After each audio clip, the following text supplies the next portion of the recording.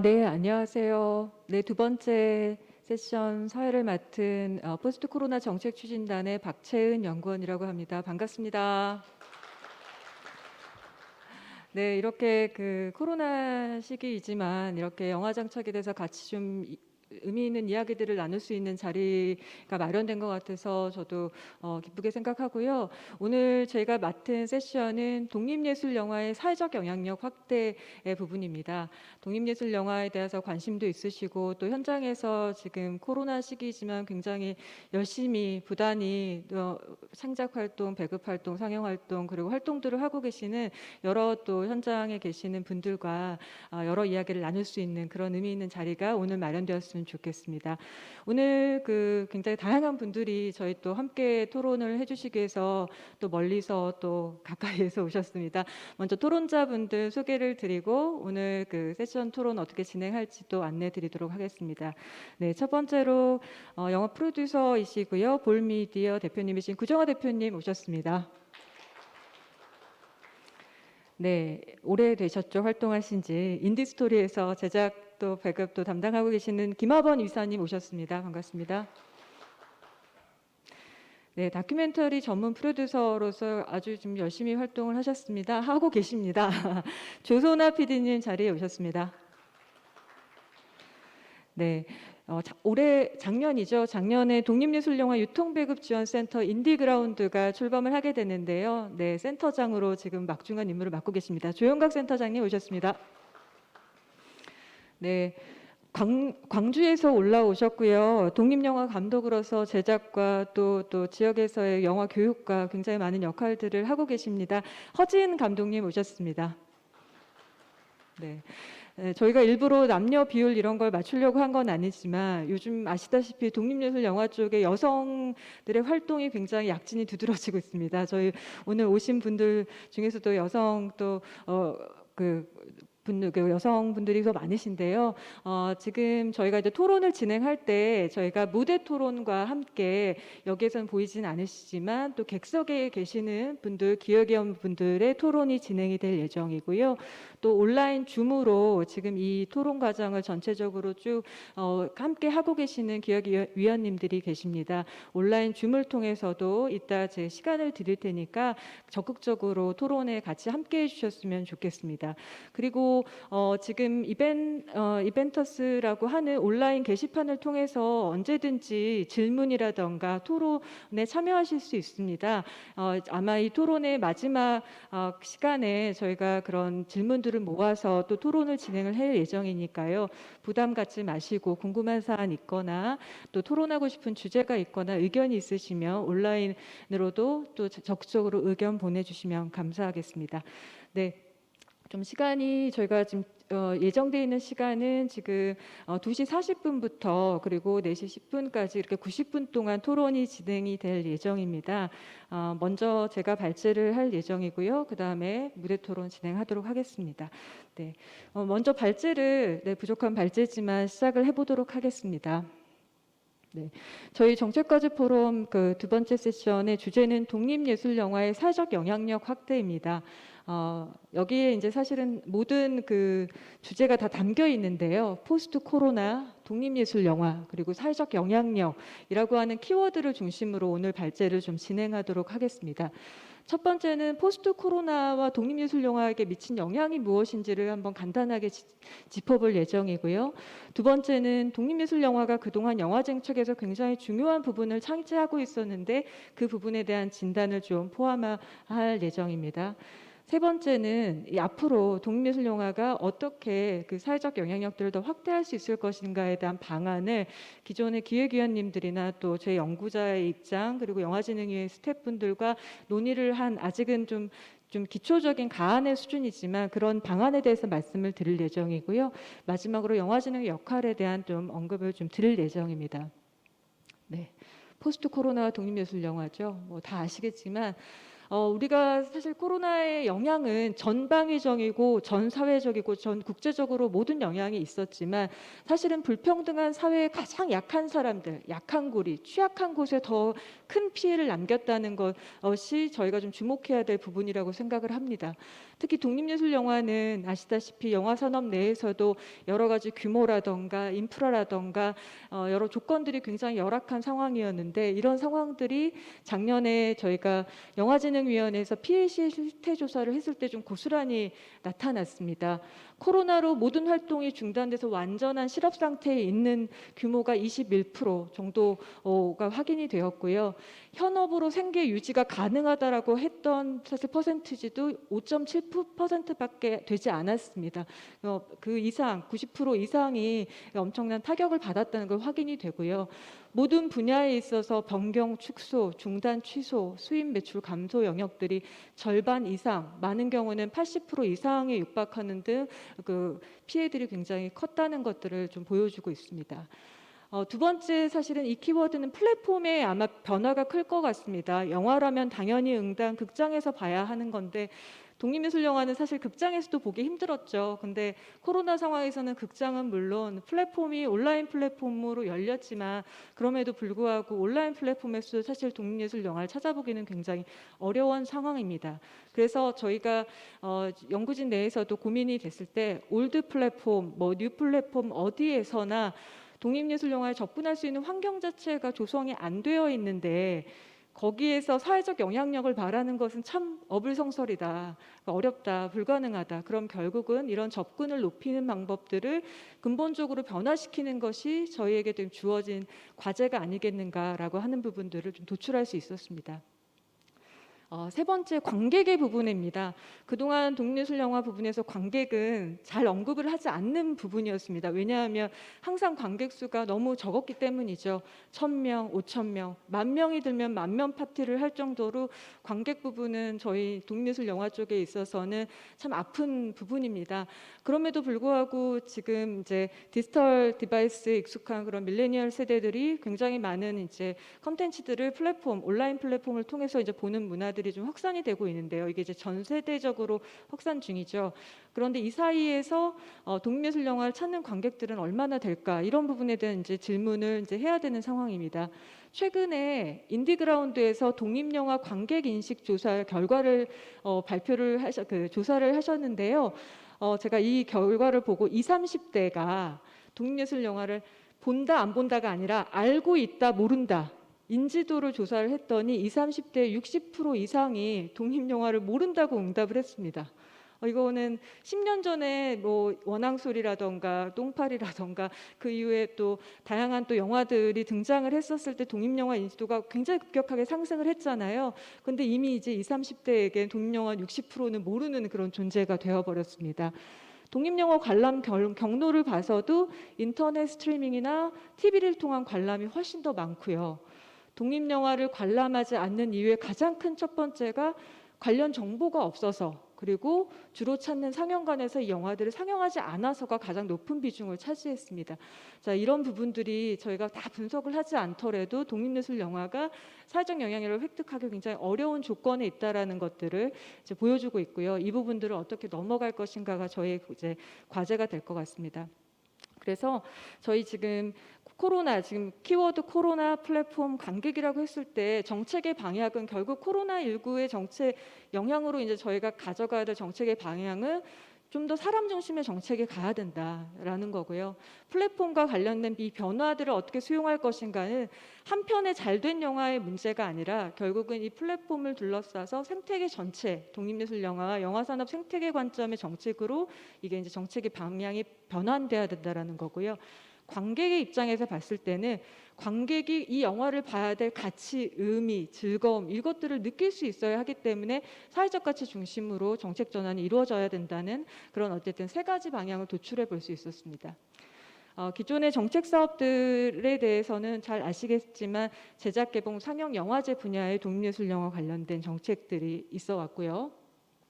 여기에서 긍정평가와 부정적인 평가가 있겠지만, 실제로 이제 좀 긍정적인 평가들은 이런 영준위의 지원 사업이 없었더라면 전혀 제작되기 어려웠던 영화들이 관객을 만나고 제작이 될 수 있었다라는 측면, 그리고 최근에 인디그라운드와 같은 그런 유통배급 지원 센터가 생겨서 유통환경 개선 및 공공 플랫폼을 구축하려는 시도가 생겼다는 건 굉장히 의미가 있지만, 여전히 좀 한계가 있는 것은 너무 작품 중심이다. 그리고 기존의 극장 중심 중심에 좀 머물러 있다. 그래서 좀 더 중장기적인 정책 그리고 의미를 좀 평가할 수 있는 정책으로서의 방향성들을 좀 전환해야겠다라고 하는 좀 과제들이 도출이 좀 되었습니다. 그래서 이번에 저희가 해결 과제로 4가지를 도출을 했고요.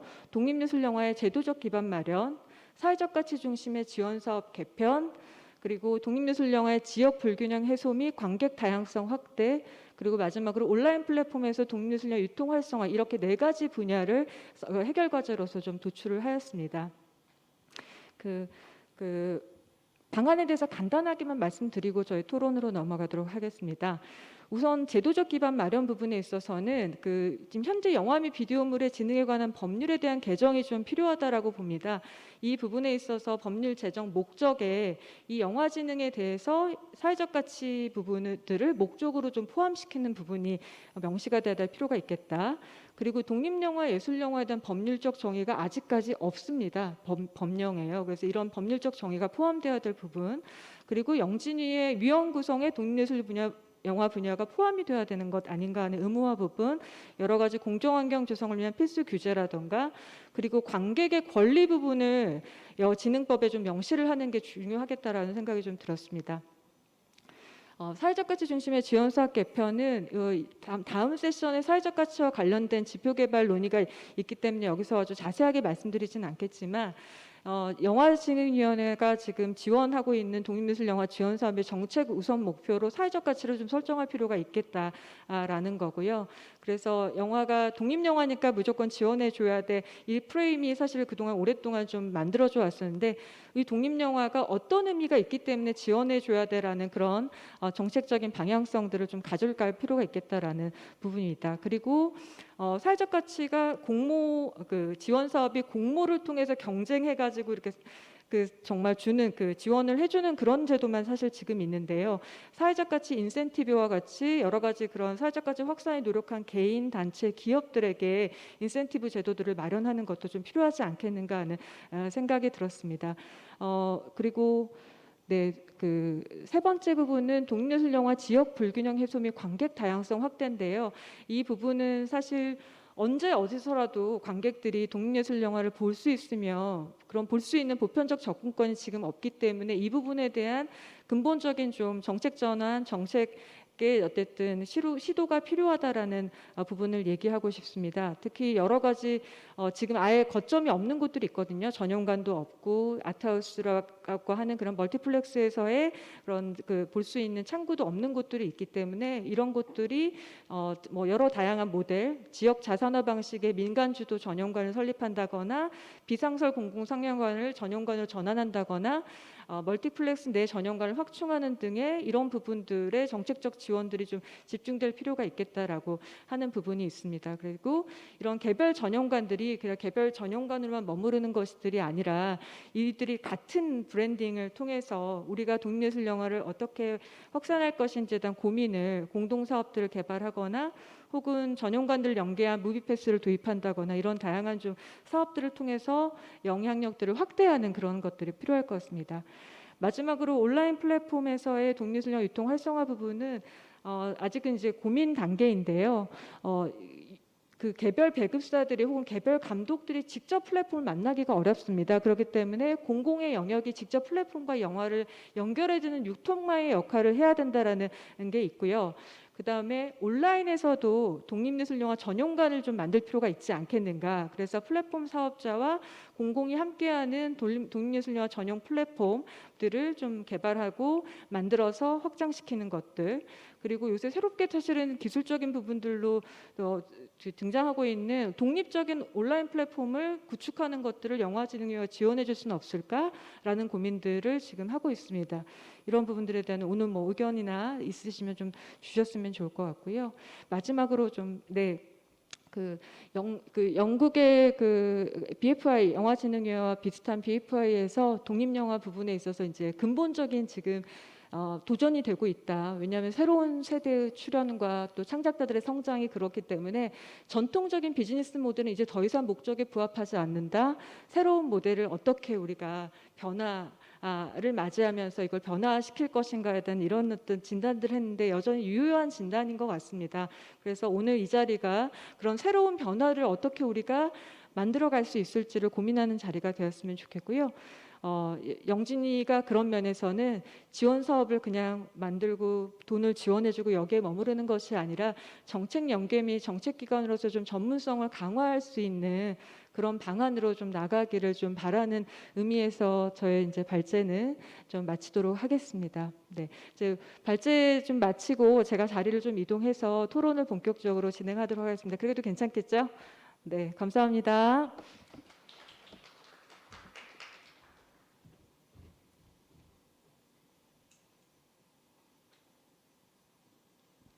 네. 시간이 저희가 좀 정해진 시간이 있다 보니까 제가 좀 빠르게 말씀을 드려서 아주 정신이 없으셨을 수도 있는데 이제 숨을 잠깐 돌리고 저희가 잠시 그 포럼 시작하기 전에 사전 모임을 통해서 저희가 그래도 순서를 좀 정해봤습니다. 네. 그래서 지금 마음의 준비를 하고 계실 거예요. 첫 번째 토론자분 먼저 소개해드리도록 하겠습니다. 독립예술영화 분야 독립영화 쪽에서 아주 오랫동안 활동을 해오셨고요. 오늘도 하실 얘기가 또 많으실 것 같은데요.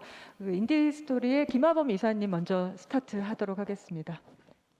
네, 김하범입니다. 예, 이렇게 큰 포럼에 또 토론자로 불러주셔가지고 오늘도 주저리 또 얘기할 것 같고요. 항상 이렇게 날선 말들만 많이 해왔고 해가지고 좀 그랬었는데 오늘도 약간 뭐 날선 것까지는 아니더라도 어쨌든 박채원 연구원이 이제 발표했던 내용들 그리고 그 자료들 일단은 봤고요. 뭐 전 되게 반가운 마음이었습니다. 그 영화 정책이 그 김대중 정부 때 가장 우리의 화두로 있었던 지원을 하되 간섭하지 않는다라는 기조 아래에 민간에서의 어쨌든 그런 영화진흥위원회가 탄생을 하고 그러면서 되게 다양한 사업들을 근 한 20년 넘게 해오고 있는데 늘 항상 아쉬웠던 거는 어느 순간에서부터 늘 그 자리에 이 정책적 기조들이 머물러 있었고 왜 여기 이 틀 안에서만 계속 사고를 해야 될까? 뭔가 좀 지금은 좀 변화해야 될 시기인데 해서 몇 번의 어떤 토론회들이나 이런 것들이 있었으나 영진이의 어쨌든 뭐 지원 체계라든지 아니면 우리 그 독립영화 진영의 다양한 어떤 요구들이나 이런 부분들이 제대로 해결이 안 되고 그에 이렇게 넘어가던 와중에 어쨌든 뭐 이명박 정권과 이제 박근혜 정권을 거치면서 흑역사의 10년을 거치고 이제 어떻게 보면 정상화의 제자리를 잡아가야 되는 어떤 시점에 적절한 포럼이라고 일단은 생각이 들고요. 예, 저한테 주어진 시간이 5분이기 때문에 짧게 하도록 하겠습니다. 일단은 최근에 이제 12월 3일 날 시작된 예술인 고용보험을 한번 처리해 보신 분이 있으신가요? 이게 시작된지도 모르는 아마 창작자들도 많을 거예요. 그리고 현실적으로 당장 지원 사업에 있어서의 이제 지원을 받게 되면 프리랜서들한테 고용보험이 적용을 다 시켜야 되는 부분들을 어떻게 진행을 해야 될 것인가 실질적으로 되게 큰 고민이 어떻게 보면 되어 있습니다. 뭐 물론 이런 고민뿐만 아니라 요즘은 어쨌든 달라지는 근로 환경 속에서 표준 근로 계약이라든지 뭐 52시간 뭐 그리고 그 그리고 그 근로 기준과 관련한 어떤 다양한 요구, 사회적 요구들이 커져가고 있고 특히나 작은 영화들 현장에서도 그런 목소리들이 커져가고 있는 게 사실이고요. 그리고 또 하나는 요즘 뭐 영화인 신문고에 들어오는 절반의 게 이제 독립 영화나 저예산 영화에서의 갈등이라고 하더라고요. 그러니까 변화하는 환경에서 과연 이제 독립 영화를 제작을 하고 있는 이 환경들이 거기에 따라서 변화하고 있는지라고 봤을 때에는 전혀 그러지 않고 있다. 사실 되게 답답한 게 지금 현실인 거고 영준이는 지원을 하되 간섭을 하지 않는다라는 뭐 대원칙이 있는지 모르겠으나 지원을 하고 난 다음에는 사실상 그것으로 끝인 거고 나중에 정산할 때 그것이 맞는지 안 맞는지만 어쨌든 확인하고 이제 이렇게 넘어가게 되는 제가 이 얘기를 그냥 바탕으로 깔고 말씀드리는 거는 지원 사업에 어쨌든 변화들이 있어야 된다라는 생각이 들고요. 특히나 코로나 팬데믹 이후에 사실 뭐 전국민 재난지원금이라는 뭐 어떻게 보면 우리 사회 초유의 어쨌든 사건들이 있긴 했었잖아요. 할 수 있구나, 하면 되는구나. 근데 정책적 위반을 하고 있거나 어쨌든 이 기관에 있는 사람들은 늘 이제 어쨌든 주어진 어쨌든 그런 그 패턴 속에서 어떤 사업들을 계속 구성을 하다 보니 이게 되게 분절적인 사업들이 만들어지게 되고, 물론 필요한 사업들이지만 그것이 이제 어떤 한편의 컨텐츠를 만드는데 과연 어느 정도 기여를 하고 있는지, 이제는 간섭이 아니라 어떻게 보면 유연하고 부드러운 접근이 필요한 시기가 아닌가라는 생각이 들고, 그러려면 어떻게 이 지원 사업들을 편성해야 할 것이냐라는 고민이 되는데, 물론 영진이 직원분들이 전부 다 전문가고 전부 다 프로듀싱을 하고 연출적인 마인드를 가지고 컨텐츠에 대한 되게 애정을 가지면 너무나 좋겠지만, 이분들은 어떻게 보면 지원 사업의 행정 업무에 더, 그리고 어떤 부분에서 더 지원을 해야 될 것인가의 전문가로서의 필요성인 거지. 그렇다면 저는 이걸 사회적 가치 확산을 위해서는 제일 첫 번째가 어쨌든 컨텐츠의 힘을 키울 수밖에 없다. 뭐 OTT가 등장하고 달라지는 뭐 환경이든, 되게 장밋빛 인생을 말하고 있지만은 가난한 사람은 늘 가난하고 배고픈 사람들 배고픈 게 독립영화의 현실이기 때문에, 어쨌든 이 기반들을 좀 더 튼튼하게 만들기 위해서는 저는 이제는 좀 인디그라운드가 사실은 만들어지게 된 게 십몇 년 전부터 영진이한테 정책 제안도 하고 10년이 지나서 겨우 만들어졌거든요. 근데 저는 이렇게 뭐 물론 가보진 못했으나 많은 변화들이 이제 시작되고 있다고 저는 생각이 들고, 유통 쪽에서도.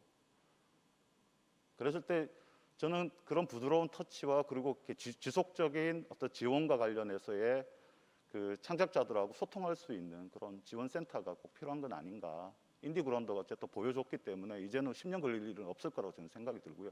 그거의 핵심은 뭔가 하면 영진이가 갖고 있는 어쨌든 다양한 사업들의 연결고리를 만들어내고, 특히나 제작 지원 사업의 연결고리를 만들어내고, 콘텐츠의 질을 높이기 위해서는 중간에 빠져 있는 창작자들의 고민들, 지금 변화하고 있는 노동 환경들에서부터 노무사 찾아가야 되고 계약서를 어떻게 써야 돼요, 진짜 경험 없는 친구들 정말 힘든 부분들이거든요. 근데 일일이 영진이에 다 물어볼 수도 없는 거고, 주변에 아는 사람들 통해서 하기는 하지만은, 이 나라 도움 특히나 잘 모르시죠? 특히나 하시는 분들, 여기 계신 분들은, 해보신 분들은 다 아시겠지만 되게 난감한 이 나라 도움이라는 게 있어요. 처음에 도입됐을 때 많은 분이 반대를 했지만, 뭐 투명성을 위해서 이 나라 도움이라는 것도 되게 힘든 부분들이고, 그랬을 때 이제 그런 지원센터의 필요성, 특히 사회적 가치 확산을 위해서는 이런 부분들이 좀 필요하다고 저는 생각이 들고, 다만 이것들이 그냥 영진이 지원센터로서의 기능이 아니라 민간으로서의 어쨌든 완벽한 자율성을 위한 부분들 넘어가야 되는 시점이라고 생각이 드는데, 여기 보니까 박천 연구원이 했던 다양성 콘텐츠 기금이라고 있네요. 넷플릭스 5억 달러 지원을 받아서 캐나다에서. 저는 이런 기금이든 아니면 민간의 자발적 기금이든 독립영화의 자율성과 그리고 영향력 확대, 사회적 가치 확대를 위해서는 그런 공익재단이 필요하다고 저는 생각이 듭니다. 두 가지 어쨌든 화두, 어쨌든 그런 지원과 관련한, 특히 제작 지원과 관련한 이런 부분들에 대한 지원들을 끊임없이 할 수 있는 지원센터와, 그리고 그것의 또 자생성을 위한 공익 독립예술영화 어쨌든 재단이 생겨서 이 핵심의 어떤 축들을 가져가는 게 필요하다. 그리고 영진이가 향후에 앞으로 10년의 독립영화 제작과 관련해서 할 수 있는 두 가지 화두이지 않나라고 생각을 합니다. 예, 이상입니다. 네, 박수 한번 쳐주시죠. 네, 그 아까 발제하면서도 제가 좀 놓쳤던 부분도 지적해 주셨고, 두 가지, 특히 그 콘텐츠가 힘이다, 결국은 플랫폼이 가더라도. 그래서 창작 지원 센터 혹은 이걸 지원할 수 있는 기관, 그리고 그걸 바탕으로 할 수 있는 민간 기금들을 적극적으로 좀 만들어내는 역할들을 영진이가 해야 되는 것이 아닌가. 굉장히 큰 부분의 주제를 던져주셨지만 지금 당장 또 해야 될 부분에 좀 시급한 부분도 좀 느껴지는 그런 과제들 던져주셨습니다. 감사드리고요. 두 번째 발제는 저희 지금 다큐멘터리 PD로 활동하고 계신 조소나 PD님이 얘기를 해주시도록 하겠습니다. 네, 안녕하세요. 저는 그 베트남 전쟁 시기 있었던 한국군에 의한 민가인 학살 문제를 다룬 기억의 전쟁이라는 작품의 프로듀서 조소나라고 합니다. 저는 경험을 중심으로 좀 말씀드릴 수 있을 것 같아요. 사실 기억의 전쟁은 작년에 2월 27일에 개봉을 했습니다. 그때가 바로 그 신천지 터지고 3일 후였고요. 그때 개봉할 때가 배국 사람 굉장히 많은 논의를 하다가 솔직히 얘기하면 별로 방법이 없어서 그때 뭐 다른 영화들은 다 이제 개봉 딜레이 하는 것도 있고 안 하는 것도 있고 그랬었는데 저희는 강행을 했었고 그때 개봉 날 지금 숫자는 사실 지금 듣기에는 그 숫자가 그렇게 큰 숫자로 안 느껴지는데 저희가 얼마 전에 책을 썼어요. 제작기를. 그걸 쓰면서 다시 보니까 그날 당일에 508명이었더라고요. 환자가. 그 걸린 코로나 그 확진자들이. 그러니까 그날 개봉을 해서 극장에 갔었고 극장에 저와 저희 제작진 2명 딱 있었고 그날 그때 관객 수가 뭐 수십 명 정도였던 것 같아요. 그래서 그 이후에 사실 집의를 하거나 뭐 여러 코로나 이후에 소위 이제 영화관에서 어떻게 하면 이것을 이제 영화를 상영하고 상영했었던 문화를 유지할 것인가에 대한 고민들을 누가 했었냐라고 하면 그 당시에 개봉했었던 영화들 저희 영화도 그렇고 전 자신 있게 얘기할 수 있는데 찬실 그 당시에 저희랑 같이 개봉했던 게 찬실 제목이 갑자기 생각이 안 나네요. 네, 찬실인 복도 많지. 그거 되게 좋아했는데 그 영화하고 하트. 그러니까 독립 영화들은 사실 그때 다 개봉을 했고 거대 상업 영화들은 다 사실 딜레이했어요. 그래서 그때 당시 어떤 상영 문화를 지킨 것들은 결국 독립 영화들이었다라는 얘기를 저는 꼭 하고 싶었고 그 이야기들을 이후에 이런 포럼이나 뭐 회의 자리, 토론 자리 이런 데들 다니면서 지속적으로 해왔고 덕분에 그 사실 영진이에서 감사하게도 코로나 그 집중 지원 시기라 그래가지고 7월까지인가 여름까지 이제 개봉했었던 영화들에 한해서 기획개발 지원이랄지 뭐 다양한 이제 지원 제도를 조금 더 마련을 해주셔서 그 다행스럽게 저희 영화도 기획개발 지원이랄지 차기작 기획개발 지원이랄지 뭐 해외 배급 지원이랄지 이런 것들 그리고 재개봉 저희가 이제 이번 주 목요일에 재개봉도 합니다. 재개봉이랄지 이런 것들을 쭉 받았습니다. 그래서 어떻게 보면은 가장 큰 피해자였지만 제가 영진이 지원 사업을 제대로 받아본 적이 없는데 이번에 다 받아봤어요. 그래서 수혜자이기도 했다라는 생각이 드는데 그 과정 안에서 제가 느꼈던 것들을 좀 정리해봤습니다. 하나는 사실 차기작 기획개발 지원을 받을 때 굉장히 난감했던 건 관객 수였어요.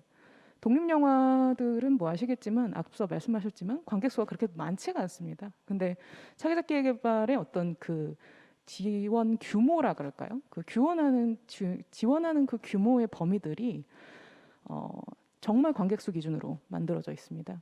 그런 걸 보면서 사실 저는 좀 절망했어요.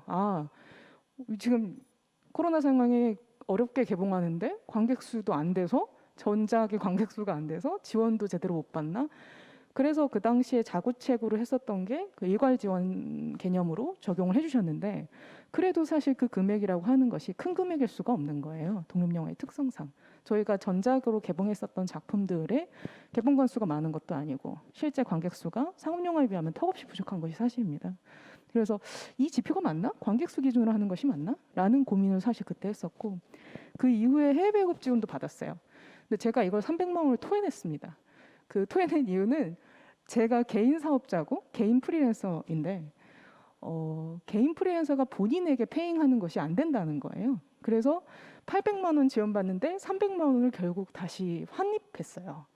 근데 이 기준이 물론 법인 체계나 좀 이제 제작 규모가 큰 회사들의 경우에는 내부 인력에 대한 어떤 지원금을 주는 문제에 대해서 인건비 중복이나 이런 문제들이 있을 수 있지만 저는 사실 그거에 해당되는 사람이 아닌데 기준 자체가 사실 좀 어떻게 보면은 큰 영화 중심으로 짜여져 있다라는 생각을 그때 받았던 것 같아요. 재개봉도 마찬가지입니다. 재개봉 지원 사업을 저희가 받았어요. 3,870만 원인가 굉장히 큰 규모로 받았습니다. 어떻게 보면. 근데 지금 배급사의 고민은 이렇습니다. 배급사들 뭐 시네마달이랑 같이 하고 있는데 아시겠지만 독립영화 배급사라고 하는 것이 큰 규모가 아니에요. 근데 여기에서 내부 인건비를 본인들도 어떻게든 이 영화를 배급하기 위한 어떤 과정 안에서 필요한데 마찬가지로 마치 저한테 제 스스로 지급을 못하는 것처럼 거기도 인건비 지급이 내부 인력이 불가능한 거예요. 그러면서 저는 이제 오늘 정책과제 포럼에 이 PPT 자료를 보면서 황당했던 건 사람 중심이라고 써 있어서 이 사람 중심의 개념이 뭐지? 도대체 어떤 걸 중심으로 생각하시는 거지? 라는 큰 고민이 들었습니다. 그러니까 제가 얘기하고 싶은 건 뭐냐면 기존의 뭐 제작 지원, 기획 개발, 제작 지원, 프로덕션 머니, 그다음에 후반 뭐 유통, 그 이후에 뭐 다른 PR 관련된 어떤 배급 관련된 다양한 어떤 부분들 이런 어떤 체계 안에서는 사실 굉장히 잘 짜여져 있는 편이라고 저는 개인적으로 생각했어요. 이번에 경험하면서. 그러나 그 안에 들어가 있는 지표들은 무엇을 기준으로 지표가 만들어져 있냐에 대한 부분들은 독립영화 중심으로 재편할 필요가 있겠다라는 생각을 정말 많이 했습니다. 왜냐하면 이 큰 금액들, 국고잖아요. 결국 이 큰 금액들이 저희가 활용하기 좋은 방식도 아니었고 누구도 회피하지 않는 방식으로 결국에는 방법을 찾아서 어떻게든 마련을 해야 하는 상황을 계속 창작자들한테 지워주고 있다라는 게 제가 받은 인상이었어요. 그래서 저는 이 부분들 하나 얘기를 꼭 하고 싶었고, 다른 하나는 사실 저는 다큐멘터리 영화를 주로 만드는 사람이어서 다큐멘터리 영화는 대부분 태생상 메시지를 주고 싶어하는 영화들이 많기 때문에 사회적 가치라고 하는 것들을 그간 사실 많이 확장하는 형태로 배급을 해왔습니다. 공동체 상영이라고 하는 대안 상영 방식을 만든 것도 그렇고, 그리고 항상 그 시민단체들이나 다양한 어떤 NGO 단체들이나 이런 곳들과 같이 연계해서 하는 상영 형태나 기획 상영이나 아니면 전국 상영을 뭐 다른 어떤 학자분들이랑 같이 한다든지 뭐 이런 것들을 사실 많이 했고, 저희도 마찬가지로 한배평화재단이라고 하는 베트남과 한국에 있는 어떤 재단들이랑 같이 해가지고 많은 상영을 해왔어요. 그래서 사실은 이걸 어떻게 좀 살려서 교육 자료 같은 걸 할지 학교에 좀 배포할 수 있는 방법이 없을까라는 고민에서 인디그라운드에 올 초에 이제 연락을 했습니다.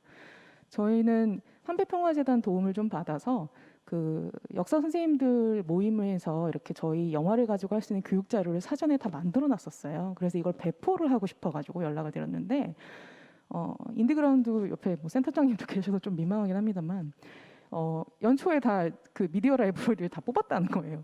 그래서 저희 거는 그 안에 들어갈 수 없고 향후에 같이 할 수 있는 방법을 모색해보자라는 정도로 이야기를 한 걸 하게 됐었어요.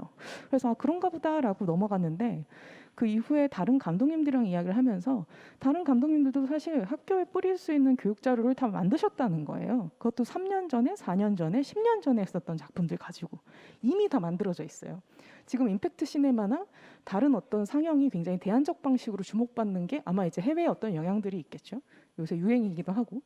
근데 저는 그렇게 생각하고 하는 것 같아요. 이미 한국 독립 다큐멘터리 영화나 한국 독립 영화들은 이미 해왔고 그걸 조사하시면 될 것 같다. 그래서 감독분들이나 프로듀서분들 여기 계신 뭐 김하분 이사님도 마찬가지고 뭐 조영각 PD님이나 구성아 PD님이나 다 경험이 있으실 거라고 저는 생각을 해요. 어떻게 하면 좀 더 영화를 다른 관객들한테 만나게 할 수 있을 것인가에 대한 고민은 수십 년간 해왔고 그거에 대한 노하우는 각자 있다. 근데 이걸 점조직처럼 분산되어 있다. 그래서 모여지지 않는 것 같다라는 생각을 사실 많이 했어요. 이 정책과제 포럼 사전에 박채은 PD님이 어쨌든 뭐 이렇게 토론 같은 자리를 한번 주셔서 거기서 만나서 얘기했었던 감독님들이 하나같이 하는 얘기가 왜 나의 노하우가 전수되지 않는가? 그리고 우리의 노하우가 이 다음 세대에 왜 전수되지 않는가? 그래서 어떤 센터를 만들어서 집중적인 배급을 하고 지금 만들어지는 영화들을 어떻게든 지원하는 것도 중요하겠지만 레거시를 만드는 것이 사실 저는 더 중요하다고 생각을 해요. 이 독립영화라고 하는 게 1, 2년이 아니었고 수십 년의 세월이 있는데 이 레거시를 누가 이제 좀 더 전폭적으로 만들 수 있게 방법을 찾을 것인가에 대한 고민이 같이 있는 상태에서 유통배급센터나 다양한 센터들이 존재했으면 좋겠다라는 것이 저의 고민입니다. 그리고 마지막 이건 이제 온라인 플랫폼을 열심히 봤는데 제가 엊그제 그 코카 지원 사업이 떠가지고 그거를 이제 보고 그 과기부 그 밑에 산하에는 KCA라고 하는 그 지원기관이 있어요. 그 두 곳의 지원기관을 보면서 놀라운 변화를 찾았습니다. OTT랑 같이 손잡아서 콘소시엄으로 해가지고 제작 지원을 할 수 있게끔 이런 독립제작사들한테 열어놓은 거예요, 문을. 근데 물론 이제 전체 규모, 예산 규모는 크지는 않습니다. 그 지원하는 실제 규모가 엄청 크진 않아요. 근데 이걸 시도해보겠다는 거죠. 그러니까 어쨌든 이 업계에 사인을 보내는 거예요. 우리가 너네랑 OTT랑 같이 온라인 플랫폼이 어쨌든 이렇게 떠오르는 상황이니 너희와 같이 독립 생태계를 같이 이렇게 저희가 제작자나 창작자들을 같이 하면서 끌고 갈 수 있는 어떤 방식을 마련해 볼게라는 사인이라고 저는 생각을 했습니다. 그리고 심지어 내용도 되게 구체적이었어요. 코카 같은 경우에는 어쨌든 상생이 포인트입니다. 콘소시엄 안 하면 지원금 못 받게 되어 있고 그리고 콘소시엄을 맺는다 하면 저작권도 사실 배분시키게 기준에 따라서 서로 배분되어 있는 계약서가 오지 않으면 못 받게 되어 있고 이런 구분들이 사실 굉장히 구체화되어 있었습니다. 근데 지금 이제 오늘 이제 온라인 플랫폼 얘기를 하는 걸 보고서 영진이 좀 늦은 게 아닌가, 좀 이렇게 후발주자인 것 같은 느낌이 드는 거예요. 뭐 봉준호 감독이 아카데미에서 상 받는 상황에서 어쨌든 영화진흥위원회가 좀 선도적으로 이 영상 산업을 좀 앞으로 끌고 가는 역할들이 전 있다고 생각하는데 국가기관으로서. 근데 좀 후발주자인 거 아닌가라는 생각이 사실은 들었어요. 그래서 그 부분에 대한 어떤 구체적인 고민들이 좀 있었으면 좋겠다. 그리고 사실 길어져서 죄송한데 이 말은 정말 하고 싶었던 얘기인데 얼마 전에 다른 이제 프랑스에 있는 어떤 제작자랑 얘기를 하다가 한 얘기인데 앞으로 코로나 이후에 2, 3년은 계속 이런 상태일 것 같다. 모두가 다 공감하잖아요. 영화관도 마찬가지고 제작도 마찬가지고 사실은 기존에 있었던 방식들이 더 이상 통하지 않는 어떤 시대들이 도래했고 근데 여기서 가장 취약한 사람이 누굴까라고 얘기를 했었을 때 그런 얘기를 했어요. 사실 그 배급사 대표였는데 그분이 그랬어요. 자기는 살아남을 것 같다. 어떻게 하면 버티는지 알기 때문에. 그리고 내가 보기엔 너도 살아남을 수 있다. 너도 알지 않냐? 국가기관 돈 지원 조금 더 받고 좀 버티고 좀 지나면 언젠가 좀 풀릴 때 다시 또 하면 되지라는 마인드로 살 수 있지 않냐. 근데 2년, 3년 된 이제 막 이 업계에 들어왔던 신인 제작자들, 신인 감독들, 신인 PD들 이 사람들은 과연 이 나라 도움을 어떻게 쓰는지 알 것이며 어떻게 하면 표준계약서를 쓰는지 알 것이며 어떻게 하면 이 업계에서 조금 버틸 수 있는가에 대한 고민이 과연 있을까? 그런 면에서 봤었을 때 공적 자금이 해야 하는 역할이 뭘까 했었을 때 저는 시인들이든 아니면 이제 이 업계에 도래한 사람들이 2년의 버팀목을 만들어줘야 된다는 생각을 많이 합니다. 그래서 그런 부분들에 대한 종합적인 고민 안에서 어떤 정책 방향이 같이 잡혔으면 좋겠다. 특히 독립영화계에 처음 창작하시는 분들이 많이 이렇게 유입이 되는데 이분들의 인연을 우리가 지키지 못하면 향후에 영화 산업에서의 허리 역할을 할 사람들이 다 날아갈 수도 있다는 위기의식을 가지고 같이 좀 접근했으면 좋겠다라는 생각을 합니다. 감사합니다. 네, 긴 시간 말씀 많이 해주셨고요. 네 가지 정도 말씀해 주셨는데 제가 별도로 요약하진 않겠습니다. 다음 토론으로 좀 바로 넘어갈 텐데요. 저 광주에서 독립영화 감독으로 활동하고 계시는 허지은 감독님 말씀 받아주시죠. 네, 안녕하세요. 이렇게 연락 주셨을 때 이제 지역에서 독립영화 제작하고 관객과 만난 경험을 바탕으로 이야기해 주시면 된다고 했는데 이렇게 큰 자리인지 몰라서 네, 너무 떨리고요. 네, 저는 이제 저는 이제까지 광주에서 단편 영화를 계속해서 만들어 왔고 이제 작년에는 저희가 부산에서 그 단편 영화를 제작할 기회가 있었어요. 이제 그게 코로나로 인해서 원래 해외 교류 지원 사업이었던 것이 지역 교류 지원으로 이제 변경이 되면서 그렇게 처음으로 광주 밖을 벗어나서 영화를 만들어 본 경험이 있었는데 이제 어떻게 보면 아까 말씀하신 것처럼 저도 이 코로나로 인한 어떤 수혜를 예상치 못한 그런 걸 받은 상황이었었고 그래서 이제 제가 오늘 얘기를 해보려고 하는 부분은 이제 지역 독립영화 제작에 어떤 생태계가 조성되고 있는지 특히 광주에서는 그런 것들을 간단하게 말씀을 드리고 또 이제 관객과 만나면서 어떻게 사회적 가치를 생각할 수 있는지 얘기를 해보려고 합니다. 일단 창작자로서 느끼는 지역, 광주 지역 네, 독립예술영화의 현 상황에 제가 주로 관심을 가졌던 거는 결국에는 이제 제작 환경의 변화가 어떻게 향상되고 있는가였던 것 같아요. 그래서 광주는 오랫동안 이제 여러 그 관 단체가 이제 제 역할을 하지 못하면서 민간 단체인 광주 영화 영상인 연대가 출범을 해서 계속 민간 협력 하에 그 지역 영화 생태계를 만들어 나가고 있는 상황이고요. 그래서 그런 과정 안에서 이제 노력들로 좀 몇 년 전에 처음으로 다양성 영화 제작 지원 사업이 생겨서 저희도 그 지원 사업을 통해서 단편 영화를 계속 만들어 나갈 수 있는 상황이었고요. 결국에는 처음에 저희의 목표는 이제 무리해서 떠나지 않아도 이곳에서 움틀 수 있는 어떤 그런 환경을 만드는 것이었다면 뭐 여전히 아직도 부족하고 어려운 지점이 많죠. 이제 다양한 인프라가 여전히 부족하고 영화 제작 환경에 대한 이해가 부족하기 때문에 제대로 이렇게 조성되지 않는 부분들 그것들은 계속 고군분투해서 바꾸려고 노력하는 중인데 점점 약간 아쉬운 지점이라고 하면 이제 지역 내에서의 그 부분들 기반들은 생기고 있지만 어떤 지역 밖과의 네트워크 계속해서 정보의 부족으로 소외되고 격차가 발생하는 지점은 결국 한 명 한 명이 계속 자기 좀 자력 구제를 해야 되는 상황. 그래서 이제 부산에서 영화를 만들게 됐던 상황이 되게 반갑기도 했었어요. 다른 지역과 이렇게 교류를 하면서 그 지역은 어떻게 해나가고 있는가를 좀 배울 수 있는 그런 과정이었다고 생각이 들었고요. 그리고 제가 지역에서 독립영화 관객을 주로 만날 수 있었던 경험은 저는 이제 광주 여성영화제에서 제 초창기 작품부터 이제 최근 작품들까지 단편 영화들을 모아서 이제 몇 년 전에 상영을 할 수 있는 기회가 있었는데 광주에서는 좀 여성영화제가 지역의 여성들과 여성 문제에 관심이 있는 사람들로 좀 영화를 중심으로 모이게 하는 역할을 해왔다고 생각을 했었어요. 근데 이제 그때 지휘 때 관객분들 반응 중에 이제 하나 인상적이었던 것이 우리 지역에서 이렇게 이런 영화들이 계속 만들어지고 있는지 몰랐다. 다른 곳에서 가야만 이제 볼 수 있을 줄 알았다는 얘기를 듣고 그게 좀 기억에 남았던 것이 이제 이게 약간 어떤 지역 관객으로서 접근성에 대한 단념이 체화되어 있다는 그런 지점에서 제가 와닿는 부분이 많았기 때문에 그 부분이 좀 인상 깊게 남아 있었고, 그러니까 관심이 있는 관객들조차도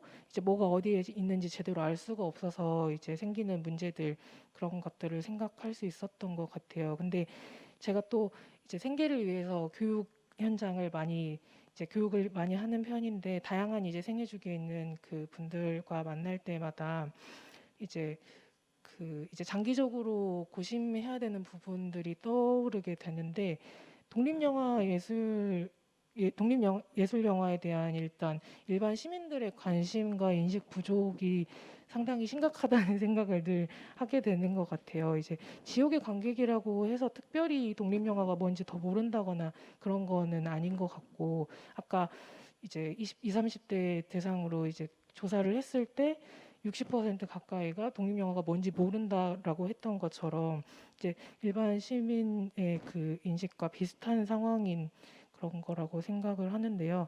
이제 그분들을 만날 때마다 이제 독립영화를 어디서 어떻게 봐야 되는지에 대한 질문을 많이 받기도 하고 제가 소개를 해드리기도 하고 그리고 그 독립영화를 아무리 이렇게 소개를 해도 이제 왜 이렇게 그게 뭔데 별로 관심 없어라고 하는 부분들을 들을 때마다 이제 왜 관심이 없을까를 좀 생각을 해보게 되었어요. 그래서 이제 좀 접근성의 문제도 있지만 결국엔 심적인 거리감이 꽤 크다고 생각을 했고, 그 어렵잖아요. 그냥 무겁고 잘 모르겠잖아요. 그리고 내가 원하는 영화는 이런 게 아닌데 라고 하는 것들이 결국에는 어떤 이것을 접해보지 제때에 그 시기에 맞는 어떤 영화를 제대로 접해보지 못했기 때문에 그냥 막상 거부하게 되는 이런 것들이 있지 않을까 이런 생각이 들어서 이제 좀 이제 막 발을 디뎌보려는 관객과 시작점에 있는 이 영화를 만나고 싶어하는 관객들에게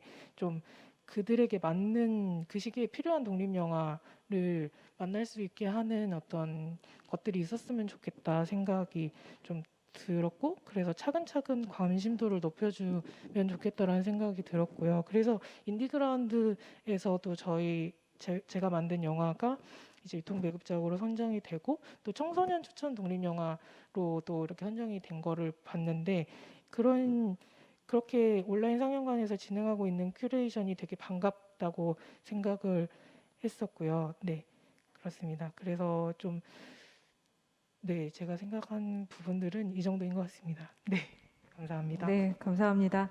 지역에서 영화를 창작하고 또 관객하고 만나면서 느꼈던 부분들을 얘기를 잘 해주셨고요.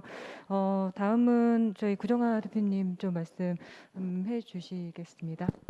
네, 안녕하세요. 저는 구정아이고요. 독립영화, 예술영화 관련해가지고 저 또한 이제 저의 경험이나 생각한 바들 또 지금 이제 오늘 토론에 나오신 분들의 이야기를 듣다 보니까 이제 저도 뭐 지금 김하범 이사님 옆에 계시지만 인디스토리에서 이제 처음으로 독립영화 배급을 시작을 해서 작년 말에는 조제라는 영화를 그 미국계에서 이제 워너브라더스를 통해서 투자 배급을 이제 하면서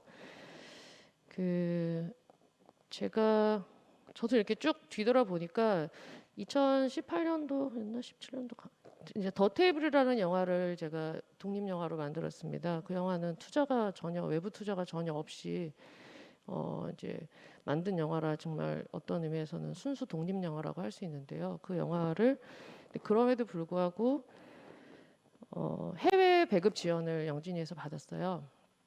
그리고 또 제가 참여한 영화 중에 하나가 여배우는 오늘도라는 영화가 있는데 문소리 씨가 주연 감독한 영화였는데 그 영화도 그 개봉 지원이 없었다면 아마 개봉이 어려웠을 상황이었어요. 개봉 지원을 받고 개봉을 결심을 했던 게 확실히 기억이 나니까요. 그리고 이제 제가 최근에 그 조제로 그렇게 힘든 시간을 보냈음에도 불구하고 또 몸 미련이 남아서 이렇게 극장을 다시 왔는지는 모르겠으나 그 아무도 없는 곳이라는 작품을 19년도에 제가 이제 그 해 초반에 이 영화를 촬영을 끝냈고 그리고 이제 후반에 조제 촬영을 시작을 했었는데 그 영화도 그러니까 그 영화도 이제 독립 영화로 만들어졌고요. 근데 개봉할 길이 없는 막막한 상태에서 다행히도 영진이에서 이제 독립 영화 집중 지원을 받게 돼서 그걸 가지고 이제 다음 달 말에 개봉을 하려고 준비를 하고 있습니다. 그래서 이제 제가 이런 사례들을 이렇게 쭉 되돌아보면서 생각을 했을 때 결국에 이제 독립 영화라는 거는 저희가 이제 작업을 해보니까 독립적으로 영화를 찍을 수 있는 한계가 있어요. 그러니까 독립 그 수준을 벗어나면 결국에 그 영화는 이제 어떤 식으로든 그 투자를 받아야 되고 외부 투자자들의 그 결정이 없이는 이제 자체적으로 진행이 될 수 없는 상태가 되거든요. 저는 이 세 작품이 말하자면 외부 투자의 결정이 없이 진행할 수 있었던 이제 독립 영화였다고 생각을 하지만 독립 영화에 있어서는 지금 제가 방금 말씀드렸듯이 이 절박한 정도는 차이가 있으나 사실 지원이 필수라고 생각이 됐습니다. 어쨌든 영화를 만들어서 개봉을 하는 그 제작과 개봉과 관련해 가지고 영진이나 이런 이 지원 그 기관의 지원이 없었을 경우에는 어떻게 됐을까라는 이 변수를 좀 생각하기 어려울 정도로 독립 영화는 결국에 제작과 그 개봉에서 이제 지원이 필수가 되는데 이게 이 영화들의 한계가 있어요. 실제 예산 자체도 굉장히 적고요. 그러니까 기본적으로 뭐 5억을 넘을 수가 없는 예산이고 그러다 보니까 아주 전략적으로 그 예산 안에서 찍을 수 있는 이제 영화들을 구상을 하게 되고 근데 이제 간혹 그런 영화들이 있어요. 아마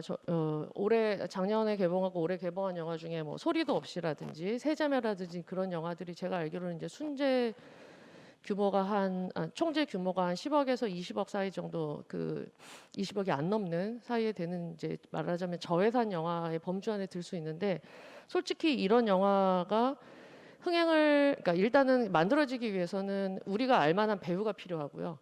그리고 이 두 영화 모두 다 외부 투자사가 투자를 해서 이제 진행이 됐던 경우이고 예산이 매우 낮지만 나름 이제 뭐 그러니까 흥행해서 그러니까 비평적으로 평가를 받는다 하더라도 그 실제적으로 흥행에 성공할 수 있는 경우는 제가 이렇게 통계를 살펴보진 않았지만 아마 100에 한두 편 정도 있지 않을까? 랄 정도로 굉장히 드문 케이스라고 할 수 있습니다. 그러다 보니까 저도 사실 이런 영화를 말하자면 한 2, 3억에 3, 4억에 만들 수 있는 영화가 표현할 수 있는 한계가 있고요. 여기서 그러니까 예술가라는 표현보다 창작자들의 욕구는 제한을 할 수가 없거든요. 이게 상업 영화를 만드는 창작자나 예술 영화, 독립 영화를 만드는 창작자의 욕구는 제한되는 거는 상상력의 차이라기보다는 사실 자본의 차이가 큽니다. 거기에 맞는 구상과 기획을 내놓는다는 거죠. 그래서 그걸 조금 더 뛰어나는 이야기, 조금만 더 스케일을 키우고 싶다라고 하면 이제 그 시장은 매우 이제 막막해지는데 제가 봤을 때 이것이 코로나 이후에 이제 매우 심각한 상황이 벌어질 거라고 생각합니다. 왜냐하면 그 20억대 영화는 이제 한국 영화계에 아예 없는 것 같고요. 제가 말씀드린 소리도 없이 같은 경우는 매우 희귀한 케이스였고 여러분도 아시다시피 스타가 캐스팅이 되어야 가능했습니다. 없을 것 같고 그러다 보니까 제가 제작한 조제 같은 영화도 이제 한국 영화계에서는 저예산 영화에 속하거든요. 순재 40억 정도의 영화인데 저희 스태프들이 그러거든요. 이렇게 저예산 상업 영화라는 표현을 쓰더라고요, 요새는. 근데 이 영화들이 그래도 코로나 이전에는 기존의 메인 투자 배급사를 통해서 패키징에 따라 평가받고 투자가 되고 개봉이 되고 하는데 큰 문제가 없이 진행이 됐는데 저는 아마 이게 그 코로나 이후에는 이제 가장 타격을 많이 받을 수 있는 그 레인지가 범위에 있는 영화들이 이제 이 영화에 있을 거라 생각하고 그러다 보니까 그 이제 독립 영화나 예술 영화나 뭐 범주를 구분짓기는 어렵지만 이제 독립 영화를 만드는 데 있어서 지원이 굉장히 절박해지고 필수적이 되었다. 근데 지금 그 지원을 하는 기관이 국내에서는 이제 영진이 그리고 이제 각 뭐 위원회들 그리고 또 여타 이제 영상 관련된 기관들이 있을 텐데요.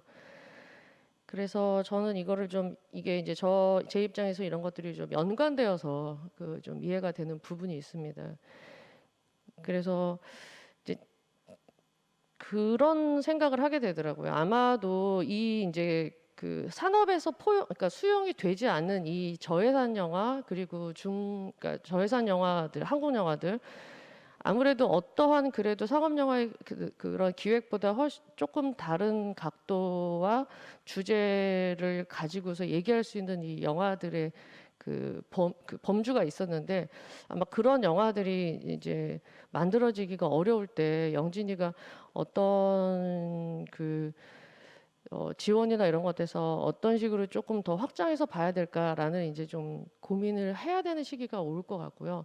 그리고 그냥 단순하게 제가 이제 큰 얘기를 한다기보다는 이제 독립영화 지원과 관련돼서 뭐 실제 제가 지원을 받아보기도 하고 지원에 심사를 들어가 보기도 하고 그리고 이제 각종 뭐 멘토링 프로그램이나 뭐 이런 것들을 통해서 이렇게 보다 보면 이제 다행히도 요새는 그 중복 지원에 대한 이제 규제가 없기 때문에 실제 한 편의 영화를 만들어지기 위해서는 영진이에서 지원 받고 뭐 강원 영상이, 인천 영상이, 뭐 여기 뭐 서울 영상이 개발 지원 받고 제작 지원 받고 그런 거를 다 그러 모으면 한 4억 정도, 3, 4억 정도 예산이 만들어지는 것 같아요.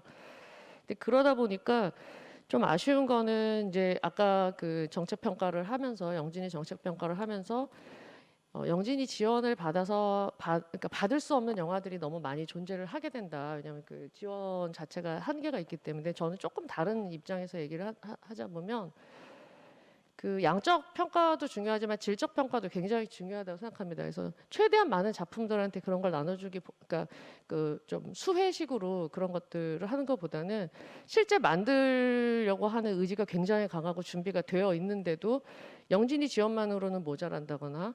뭐 근데 지금 제가 뭐 보니까 어쨌든 점점점 그 지원 그 독립영화 제작 규모 자체가 높아지고 있고 지금 이제 아마 편당 4억까지 받는 걸로 알고 있는데 거기에다가는 뭐 좀만 보태면 사실 어느 정도 괜찮은 독립영화를 만들 수도 있겠다 싶은데 이것도 계속 그 추이가 있는데 앞으로 저는 그 추이는 계속 이어져야 된다고 생각하고 이게 이제 지원 같은 공적 자금뿐만 아니라 이런 질적인 평가를 했을 때 이 창작자가 어느 정도 준비가 갖춰져 있는지에 대해서 평가를 좀 단계별로 할 필요가 있다.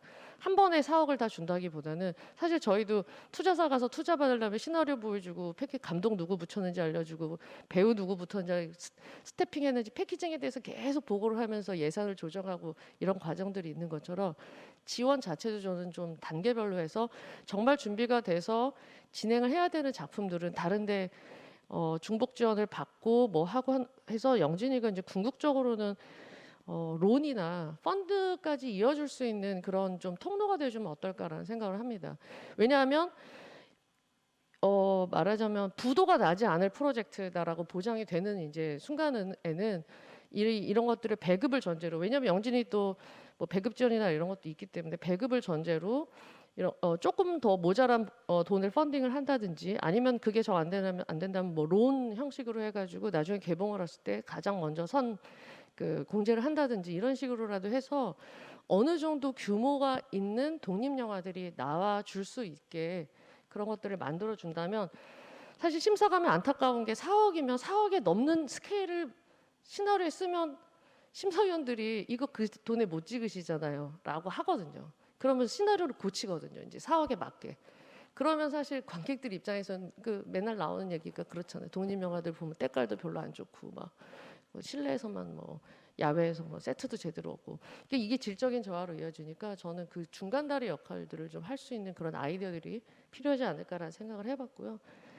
그리고 이제 마지막으로는 그리고 이제 제가 그 절박함이 그 지원이 되게 중요하다고 하고 이런 얘기를 하는 이유가 제가 얼마 전에 이제 스텝 중에서 저예산 영화, 상업 영화 공이 많이 참여하는 스텝한테 이제 들었어요. 근데 그 저예산 영화 많이 참여한 스텝이 그러더라고요.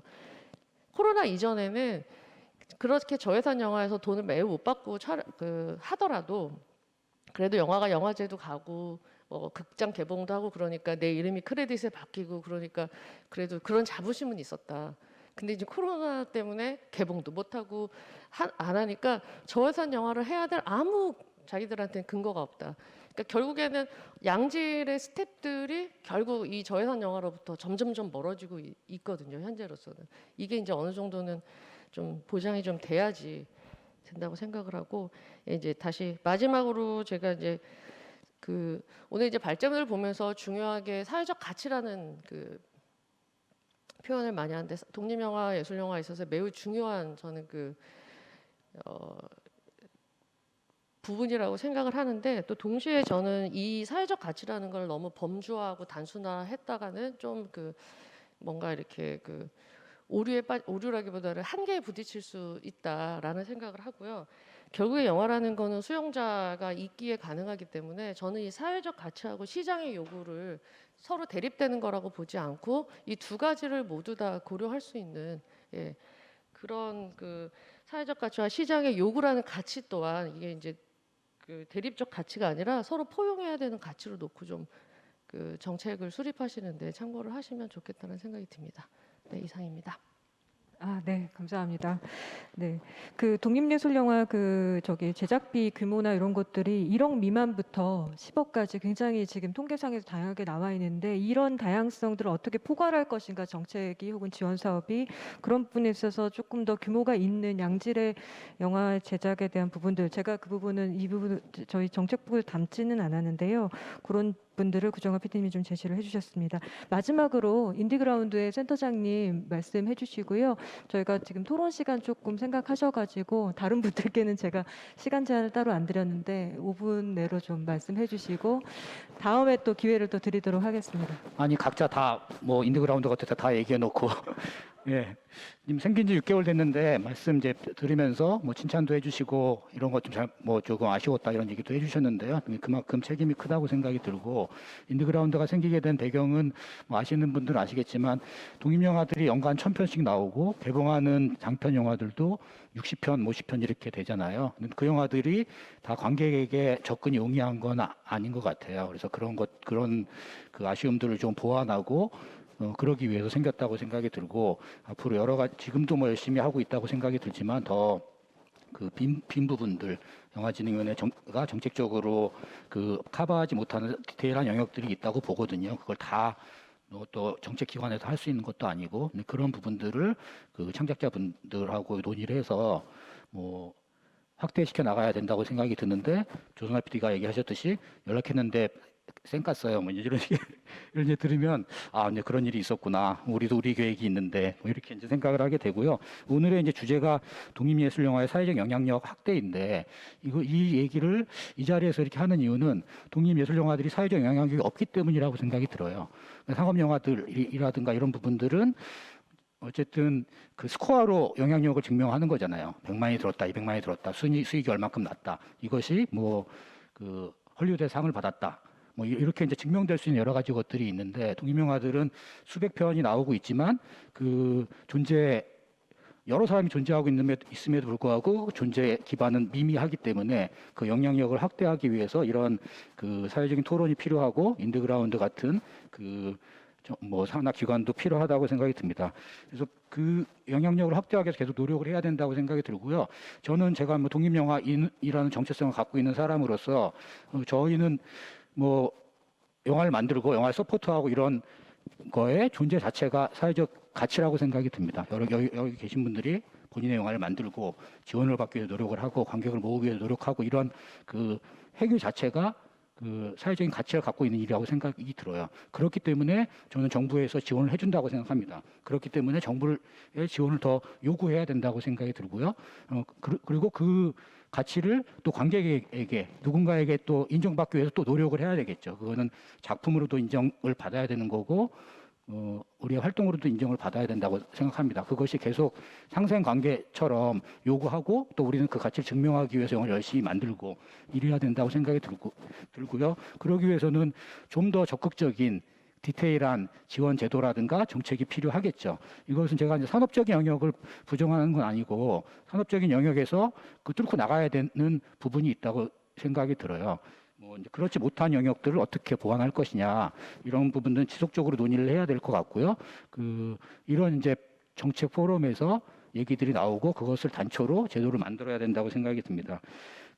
영진이에는 지금 한 25년 정도의 그 제작 지원이 있었어요. 그리고 배급 지원은 뭐 한 18년 이 정도 된 것 같습니다. 그리고 2007년에 독립영화 배급지원센터가 생겼는데 여러 가지 정치적인 이유로 무너졌다가 작년에 다시 생긴 거죠.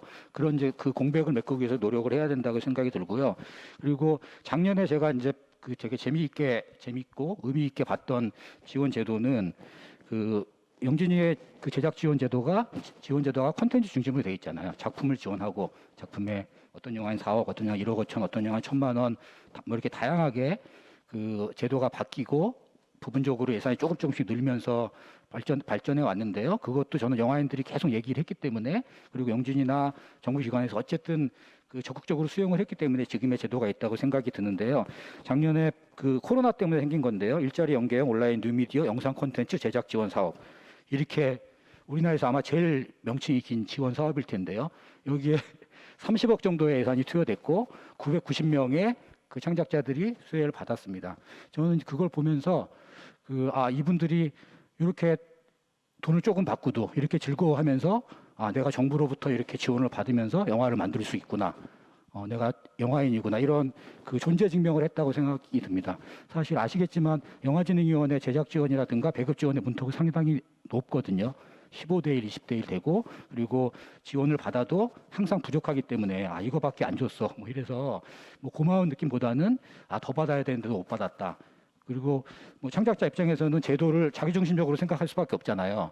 더 늘었으면 좋겠는데 조금밖에 안 된다. 뭐 이렇게 생각을 하는데 이런 그 콘텐츠 중심의 제작 지원 그리고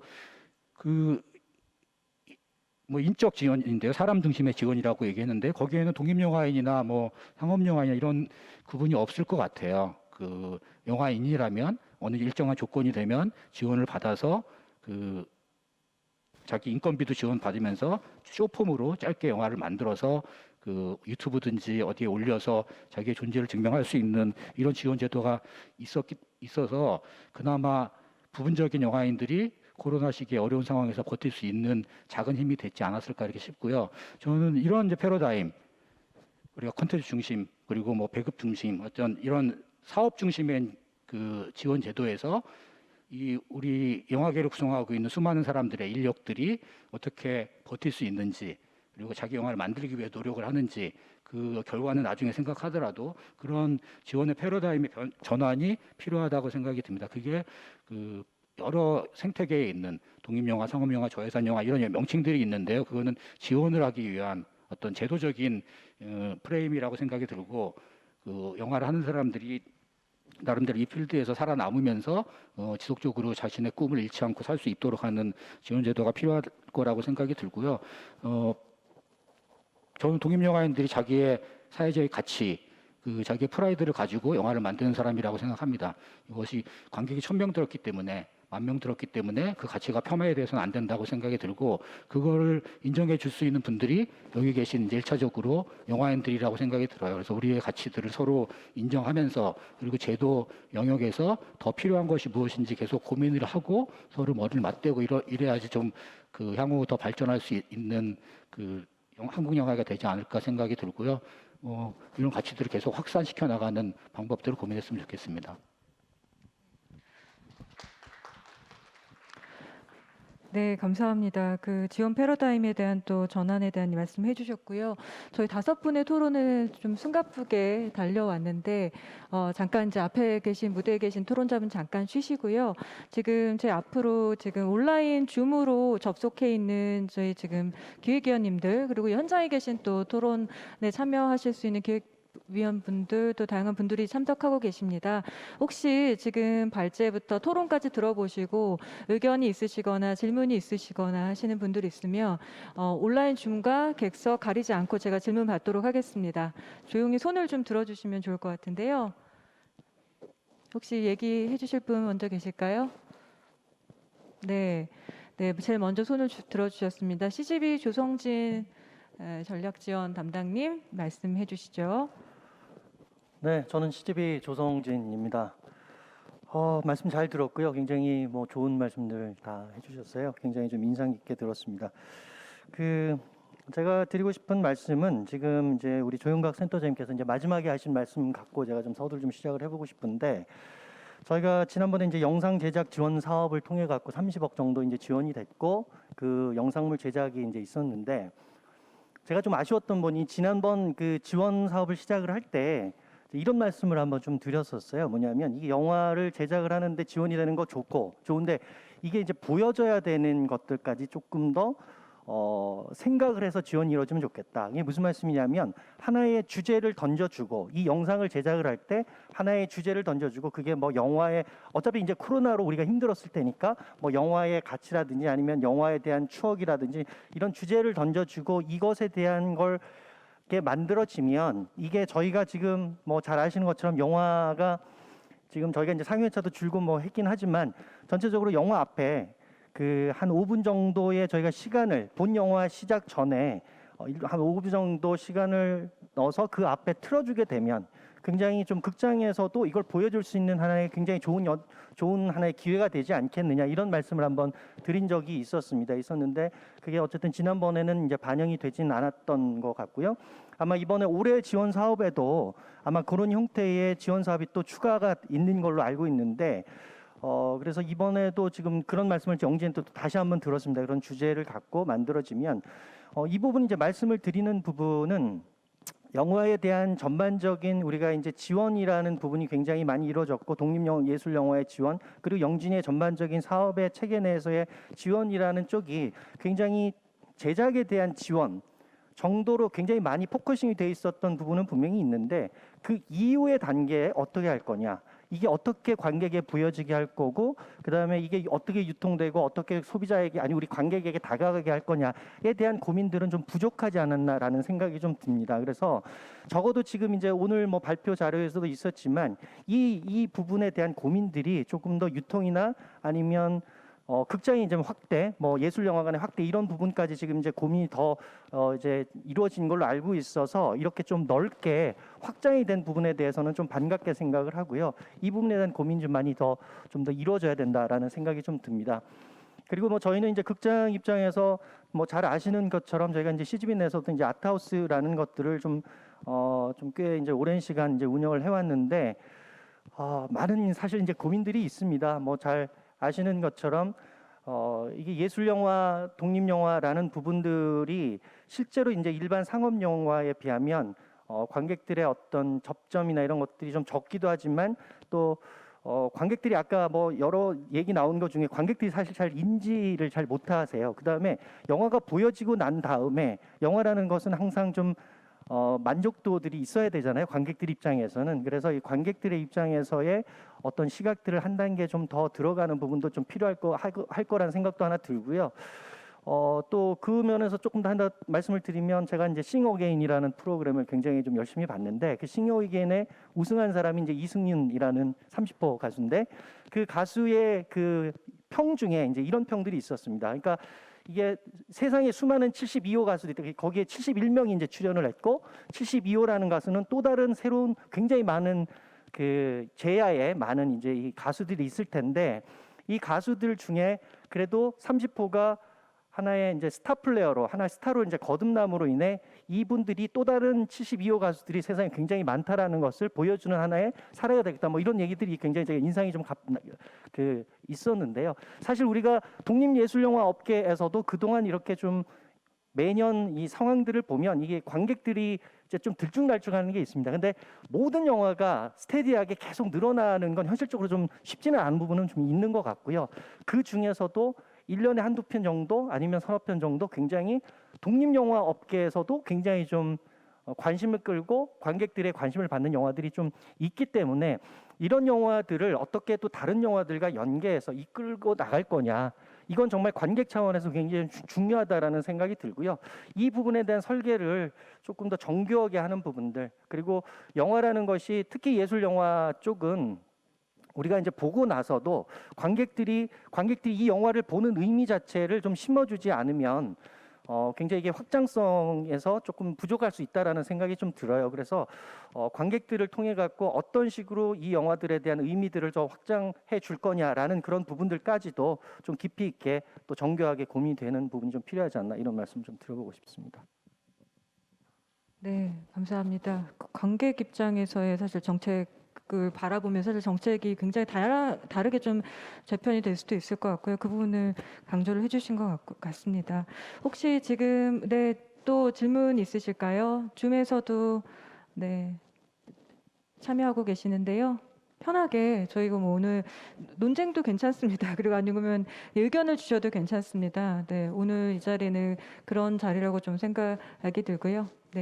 네, 김현수 본부장님 말씀해 주시죠. 네, 영화진흥위원회 정책사업본부에서 일하는 김현수입니다. 오늘 포럼의 주제에서도 그렇고 발제 내용에서도 그렇고 여러 가지 주된 키워드 중에 하나가 사회적 가치인데, 이제 또 아까 구정아 대표님께서 이제 사회적 가치가 시장에서의 성과 또는 가치랑 반드시 대별되진 않고 양자가 이제 함께 갈 수도 있다. 어느 쪽으로 생각을 해야 된다라고 하셨는데, 이제 지원 기구의 입장에서, 그러니까 뭐 거기서 이제 종사하는 직원 입장에서 생각을 해보면, 그게 항상 이제 뭔가 이 작품을 왜 지원하느냐, 그다음에 지원에 이 돈을 넣어서 공적인 재원을 넣어서 어떤 공공의 가치를 만들어내느냐, 이게 교환될 수 있는 무엇인가로 이제 저울질을 하게 되어 있는데, 그랬을 때 저희가 이제 사회적 가치라는 것이 있다라는 거고 얘기를 하면, 이제 인풋 단계에서 사회적 가치는 예를 들면은 뭐 젠더 다양성이나 아니면 문화 다양성, 아니면은 뭐 물리적인 위치의 다양성 등을 평가 단계에 넣어가지고 이제 상대적으로 그런 다양성에서 그런 인풋 단계에서 사회적 가치가 상대적으로 양형 차원에서 덜하는 작품들보다는 더한 작품에 뭔가 재정 지원이 가게 할 수도 있는데, 그렇게 조정을 할 수 있다고 보는데, 이제 그렇게 나온 결과물들이 혹시 이것이 이제 물론 창작자들도 굉장히 소중한 존재이긴 하나, 이 창작자들을 어떻게 보면 이제 사회적 공기라고 봐서 이제 뭔가 공적인 재정 지원이나 이런 것을 통해서 활동하시는 상황을 만들었을 때 보면은, 그 공적인 공기가 이제 사회를 구성하는 다른 요소, 뭐 영화를 보는 사람, 극장이건 아니건 해서 보는 사람들에게는 또 얼마나 이제 그 유기적인 뭐 공감이나 아니면 작품을 보고 보여주는 관계까지 나아가느냐도 되게 좀 중요할 것 같은데요.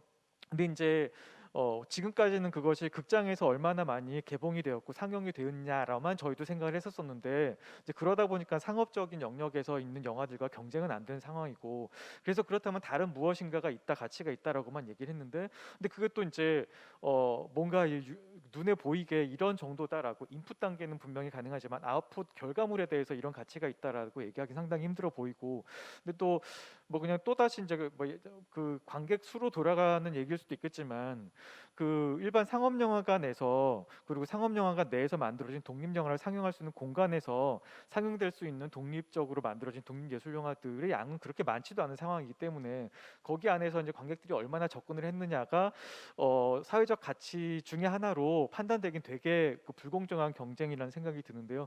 그렇다면 일반 상영 공간 외에 다른 곳에서의 를 통해서 관객들과 지역의 커뮤니티 소속원들과, 그다음에 지역은 아니다 하더라도 그 주제로 맺어진 오프라인의 커뮤니티의 관계자들과 연결되는 결과물들을 사회적 가치를 가늠할 수 있는 하나의 지표로 볼 수 있지는 않을까 라는 생각도 하게 되는데, 이 점에 대해서 너무 정량적으로 사회적 가치를 보고자 하는 또 하나의 그 행정 편의주의적인 생각이 아닌가라는 비판도 있을 것 같긴 합니다만, 좀 이런 지원기구 입장에서 결과적으로 사회적 가치를 어떻게 양형할 것인가에 대한 고민을 어떻게 해결할 수 있는지 좀 의견을 주시면 감사하겠습니다.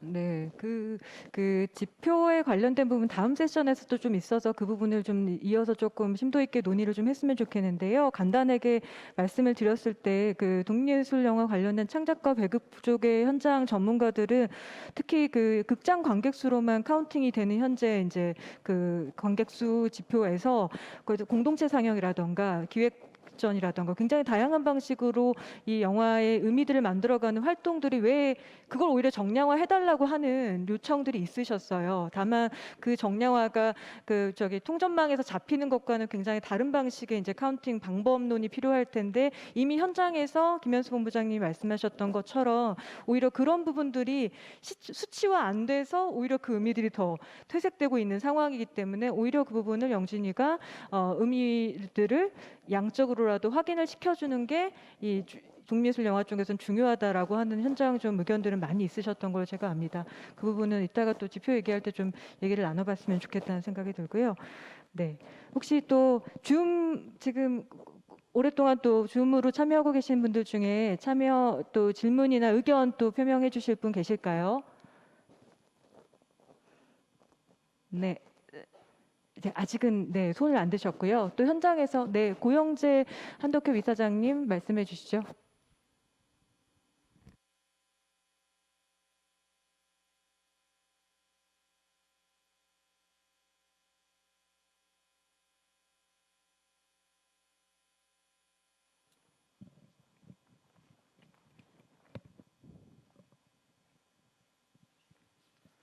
네, 한국독립영화협회 대표를 맡고 있는 고영재라고 하고요. 저기 발제하신 분, 그다음에 토론하시는 분 말씀, 좋은 말씀들 너무 많이 들어서 저도 머릿속에서 좀 많은 생각들이 스쳐 지나가는데요. 저는 개인적으로 주로 토론하신 분들의 요구는 좀 98년도 체제라고 누가 또 부르더라고요. 98 체제라고. 아까 김하범 이사님이 말씀하셨던 지원은 하되 간섭하지 말라. 저는 좀 그 3년 전에 어느 자리에서 지원도 하고 간섭도 많이 해라. 이렇게 이제 말씀을 나눴는데 왜냐하면 시대가 변했기 때문에 그랬고 제 주위에 있는 많은 영화인들께서 늘상적으로 하는 얘기가 현실적으로 드는 고민들이 있는데 물어볼 데가 없다. 근데 그 물어보는 영역 자체가 워낙 전문적이다. 그러니까 선배들한테 뭐 문의 좀 해본다고 해결될 문제가 아니다. 주로 특히나 계약서 관련된 부분은 더더욱이나 그렇다. 특히 이제 노무 관련된 부분, 그다음에 투자 계약 관련된 부분 등등등등 해서 굉장히 좀 그거에 대한 공백에 대해서 말씀을 많이 하셨어요. 이제 그런 측면에서는 말씀하신 분들이 하나의 조직 변화, 영진이의 조직 변화와 활동의 변화를 한편에서는 얘기하시는 것 같고요. 또 한편에서 놓고 보면은 저는 이른바 좀 착시 현상이라고 생각을 하는데 좀 아시겠지만 영화진흥위원회 제도 독립영화 지원이 굉장히 많이 늘어난 것 같은 착시들을 되게 많이 불러일으키는데요. 블랙리스트 때는 가족영화 제작 지원이라고 있었어요. 편당 10억씩 아마 3편씩 지원, 그게 한 30억 정도 지원했던 것 같고 그 전에는 마스터 제작 지원이라고 있었습니다. 또 그 전에는 독립영화 지원하고 별도로 예술영화 제작 지원이 또 있었고요. 그러니까 되게 다양한 형태의 제작 지원들이 영진 역사상 변천 과정을 굉장히 거쳐져 왔어요. 근데 제가 우스갯소리로 어떤 말을 하냐면 독립영화 예산은 늘어난 적이 없다. 왜냐하면 근데 그럼에도 불구하고 영화진흥위원회를 많이 찾는 이유는 일테면 KBS 독립영화관은 오히려 10년 전이 더 많았다. 가격이 높았다. 근데 10년 전 가격이 절반 이하로도 지금 독립영화 자체가 그렇게 되는 거고 케이블은 뭐 두말할 나위가 없고 그러다 보니까 오히려 영진이는 정체인데도 불구하고 영진이만 찾게 되는 그런 현상이 저는 반복된다라고 생각을 저는 개인적으로 하고 있습니다. 그런 측면에 있어서는 저는 과감하게 좀 다놓고 얘기를 해야 되는 게 지난 3년 동안 한번 찬찬히 훑어보십시오. 지난 3년 동안 우리 봉준호 감독님이 아카데미 상도 받으셨지만 지난 3년 동안 한국에서 진행되고 있는 국내외 영화제를 다 통틀어 보시면 대부분의 신인 감독상은 전부 다 독립영화 하시는 분들이 받았고요. 심지어 작품상도 받았고요. 그 많은 평론가들이 지적하다시피 독립영화 말고는 상줄 게 없다라는 평가들을 지난 3, 4년 동안 계속 받고 있고 아마 올해도 그럴 거라고 저는 개인적으로 생각을 합니다. 왜냐하면 누가 수순아 프로듀서님이 잘 말씀해 주셨는데 사실은 독립영화는 그전에는 30개관이었는데 코로나 때문에 120개관이 된 거예요. 그러니까 후퇴할 수가 없는 거죠. 어차피 코로나 이후에 개봉하고 코로나 이후에 상황이 정상화되면 또 개봉관이 줄 거고 오히려 또 코로나 되면 개봉관은 늘어나니 그때 개봉하나 지금 개봉하나 까짓 거 한번 해보지 뭐 하고 전투력 발휘를 이제 열심히 하기 때문에 그 다음에 또 그 마케팅 지원을 받다 보면은 개봉해야 될 날짜가 한정돼 있기 때문에 독립영화는 계속 꾸준하게 개봉을 하죠. 독립영화는 꾸준하게 개봉하지만 반면에 그리고 실질적으로는 개봉에 비춰서 봤을 때 영화제에서 대상으로 서볼 만한 영화가 사실은 압도적으로 독립영화가 많아요. 저는 내년 내후년에도 그럴 거라고 개인적으로 생각을 합니다. 반대적 측면에서 바라보면 그만큼의 소위 말한 티밭이라든가 지금 아까 말했던 정량화된 방식의 그 배급 영역은 아까 예를 든 것처럼 가격이 굉장히 낮아졌든지 아니면 그 자체가 정체되어 있든지 아니면 무료 영화 내지는 그걸로 이제 넘어가 버린 거죠. 그러니까 독립 영화가 개봉을 하고 거기에 대해서 피드백을 받을 수 있는 온라인 시장이 오히려 강화된 게 아니라 훨씬 약화가 됐어요. 그게 저는 이제 무수하게 반복될 거라고 생각을 하고 있고 뭐 일본에 있는 애니메이션 업계가 선도적으로 얘기했다시피 일본 애니메이션은 넷플릭스의 하청업체가 될 가능성이 상당히 높다라는 얘기들을 주로 하는 이유가 지금 온라인 통합 전산망에 대해서 자꾸 얘기를 하지만 사실은 넷플릭스가 얼마의 가격에 어떤 영화를 사는지 우리는 몰라요. 지금 통합 전산망에는 OTT는 포함되어 있지도 않고 주로 노리는 게 티밭이라든가 이런 쪽의 조회수라든가 이런 걸 노리는데 지금 어차피 온라인 플랫폼 쪽에서 주로 하는 얘기는 정액제입니다. 온라인도. 지금 IPTV에 있는 340이 가장 공들이는 모델이 자사의 정액제 모델이에요.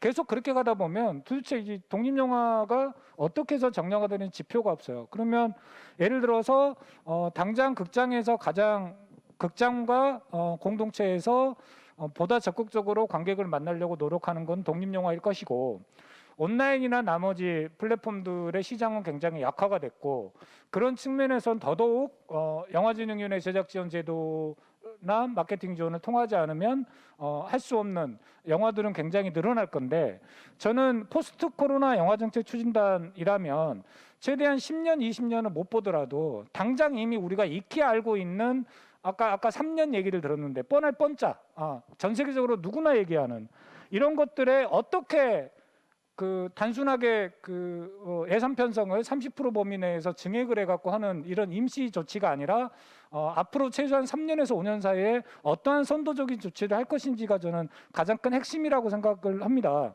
그런 측면에서 결과론적으로는 좀 제가 안타까운 게 왜 토론이나 발제를 하실 때 그게 필요해요라고만 말씀하시지 영화진흥의 예산이 1,000억이면 그중에 500억은 독립영화를 위해서 써야 되는 거 아닙니까? 라는 식의 이야기들은 대부분 안 하고 자꾸 필요해요라고 얘기하는지에서 답답해서 제가 말씀을 좀 드렸고요.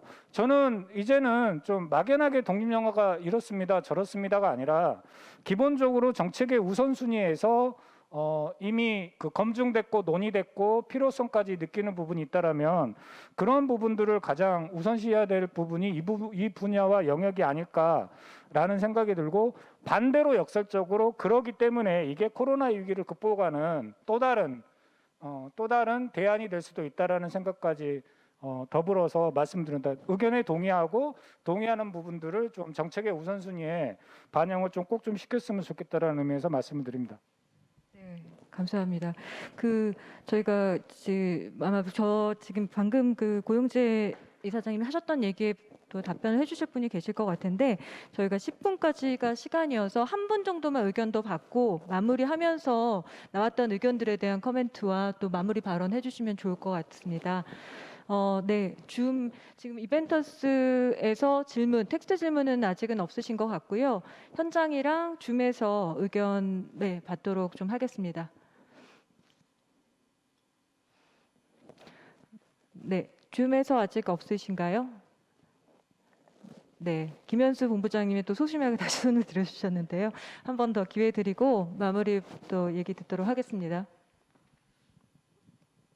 네, 다른 분이 질문 안 하셔가지고 제가 질문을 드리겠습니다. 저기 아까 김하범 이사님께서 이제 재단 법인을 만들어서 조금 더 이제 광범위한 여러 성격의 형태의 재원들이 들어올 수 있게 했으면 좋겠다라고 말씀해 주셨는데 되게 신선하고 좋은 제안이신 것 같은데 좀 구체적으로 어떤 방식이면 좋을까? 그다음에 아까 센터를 또 말씀해 주셨는데요. 센터는 지금 있는 그 인디그라운드랑 또 다른 것이어야 할지 아니면 같은 것이어야 할지 포커스가 두 개인 인디그라운드 안에 뭐 두 개 사업을 하면 될지 아니면 두 개 조직을 만들어야 되는 것인지 좀 구체적인 의견을 제안해 주시면 도움이 좀 많이 될 것 같습니다. 원래 이런 얘기하는 분들이 별 대안이 없기 때문에 그냥 화두로 던져보는 거고요. 사실 재단 얘기는 뭐 고영재 이사장님 또 예전에 이런 한 번씩 얘기를 하셨던 거고 뭐 사실 제작지원센터나 뭐 독립예술영화 뭐 재단에 대한 얘기들은 뭐 어떤 새로운 얘기는 아니고 그동안에 이제 계속 묻혀져 있었던 얘기들인 거고 이제는 뭔가 다시 한번 이 코로나 시대를 넘어가는 이 시점에는 정말 필요한 부분들이 아닌가라는 생각에서 오늘 제안을 드린 거고요. 저는 사실은 좀 공익 재단들이 많잖아요. 인권 재단이라든지 어떤 사회적인 가치에 주목하고 있는 그런 재단들이 사실상 민간의 힘으로 만들어지고 있는 거죠. 민간의 어떤 영역에서의 어떤 모금을 하고 재단법인인 거니까 그랬을 때 최근에 봤던 인권 재단의 어떤 사람의 모습은 그 재단이 건물을 만들고 그 건물에 그 인권 단체들이 다시 상주를 하게 되고 그러면서 인권과 관련한 가치들이 확산돼가는 어떤 허브로서의 기능들을 봤었습니다. 독립영화 특히나 많은 감독들이나 그 되게 외롭게 혼자서 외로운 늑대들이 많잖아요. 그런 그분들이 와서 기댈 수 있는 그런 공간 그리고 사람 네트워크 그런 것들이 항상 상주해 있다라면 이것이 재단의 어떤 부분들은 특히나 우리 정책적으로 정권이 바뀌고 그리고 지원금이 안 나오고 그래서 극장의 문을 닫고 이런 어떤 과정에서의 그런 부분에서의 최소화의 영향을 받을 수 있는 정말 자율적인 어떤 민간의 그런 재단이 필요하다고 생각이 들고 사실은 거기에 가기까지의 어떤 과정에 있어서의 분명히 갭은 많겠죠. 뭐 기금의 어떤 문제들 어떻게 할 것이냐 뭐 그랬을 때 당장 지금 중요한 부분들 저는 짧게 말씀드리겠습니다. 저는 저희 회사에서 단편 영화도 배급을 하고 장편도 제작을 하고 상업 영화는 뭐 하진 않지만 어쨌든 이렇게 성장해 가는 창작자들을 많이 봐왔어요. 단편 영화 학생 때 만들었고 그리고 저희랑 뭐 장편 영화를 해서 뭐 상업 영화 쪽으로 가시는 분들이 커가는 모습을 보면서 저들한테 정말 중요한 거는 비빌 수 있고 함께 대화를 나눌 수 있고 선배들의 경험을 듣고 싶어하는 저 사람들을 키워야지만이 컨텐츠로서의 어쨌든 뭐 막 얘기를 많이 하지 않고 OTT니 뭐 이게 다 중요한 건 다 필요 없고 정말 만드는 사람들 그리고 그것을 제작하려고 하는 사람들이 지속적으로 성장할 수 있는 어떤 기반 마련을 위해서 지원만 할 게 아니라 성장적인 어쨌든 기반, 협력, 네트워크 그리고 시니어하고 주니어가 만날 수 있는 어떤 그런 단절되지 않는 경험의 계속 연속적인 순환들을 위해서는 이 조금 더 인간적인 지원이 필요하지 않을까. 특히 정말 창작자를 하고 있는 저는 회사에서 일하기 때문에 뭐 주변에 동료들도 많고 하지만은 정말 지원금 1억 2천 받아서 이 영화를 만들어야 되는데 어떻게 만들어야 될지 정말 암담해하고 있는 우리 신인 창작자들이 언제든지 찾아가서 회의도 할 수도 있고 거기 상주하고 있는 PD님하고 얘기를 해서 전체 예산들을 짜보고 그리고 뭐 후반 업체들하고 계속 연계할 수 있는 네트워크로서의 어떤 지원센터 이런 부분들이 지금 시급히 마련돼야 이 어떻게 보면 신인 제작자들한테 큰 힘이 될 것 같습니다. 그래서 저는 그것이 어느 정도 해소가 되면 재단에서 그 부분들을 받아서 이제 해 나가는 식으로 그렇게 되면 어쨌든 뭐 제작 지원과 관련한 센터는 해소를 할 수도 있다고 저는 생각이 들거든요. 왜냐하면 재단이 기금이나 운영이 되면 이것이 이제 민간으로 확실히 들어가는 부분들이 있기 때문에 그런 부분들이 저는 중요하다고 생각이 들고 그래서 무조건 뭐 계속 뭐 100년 동안 지원하자는 게 아니라 그런 민간에서의 어떤 지원들을 토대로 만들 수 있는 그 기간 안에서의 지원센터가 시급히 좀 마련되었으면 하는 바람이 있습니다. 그래서 구정아 PD님도 신인 제작자들하고 만나는 어떤 자리들도 계속 만들 수도 있고 그런 네. 경험이 계속 축적되어 갔으면 하는 바람입니다. 네. 감사합니다. 마무리 지금 한 2분 정도 남았는데요. 우리 마무리 얘기 한마디씩 해주시고 정리를 좀 하도록 하겠습니다. 네. 저기 제일 끝에 맞아 멀리서 오셨던 허지은 감독님. 네. 간단하게 좀 부탁드립니다. 네, 이런 기회로 많은 분들 이야기 들을 수 있어서 네, 저에게도 많은 도움이 되고 더 고민의 시간을 갖게 될 것 같습니다. 네, 감사합니다. 네, 뭐 독립영화 활성화를 위해서 인더그라운드에서도 저희 스태프들이 꽤 많이 있고 또 열심히 하고 있거든요. 뭐 기대해 주시고 또 열심히 할 수 있도록 노력하도록 하겠습니다. 고맙습니다.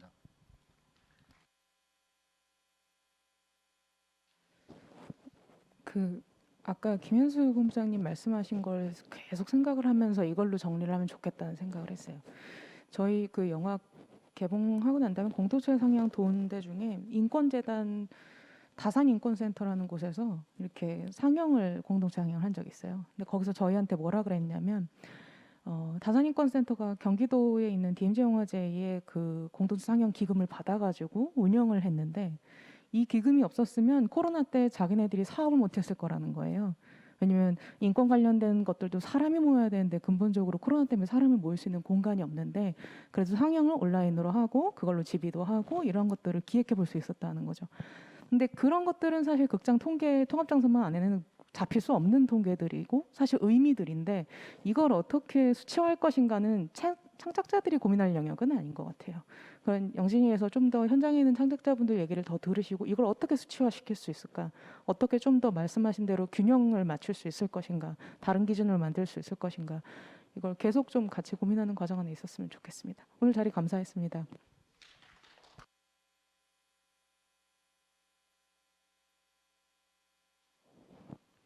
네, 지금 저는 영진이가 지원이나 정책이나 관련돼 가지고 지금까지 이제 역사도 있고 앞으로 이제 이런 고민의 자리들을 계속 하고 계시는 차원에서 아까 이제 고영재 이사장님도 말씀하셨지만 지원을 해야 될 근거는 굉장히 충분하고 그리고 실제 그러니까 지금까지 많은 지원의 지원들을 하기 위한 이제 노력들을 계속 해오신 건 아는데 이것들을 새로운 걸 뭘 찾는다기보다는 이 안에서 이것들을 어떻게 더 공고화하고 더 효율적이고 그리고 더 공정하게 그리고 더 미래지향적으로 그리고 위기 타개적으로 진행할 수 있을지를 좀 질적으로 좀 고민을 해주시는 기회가 되기를 바랍니다. 네.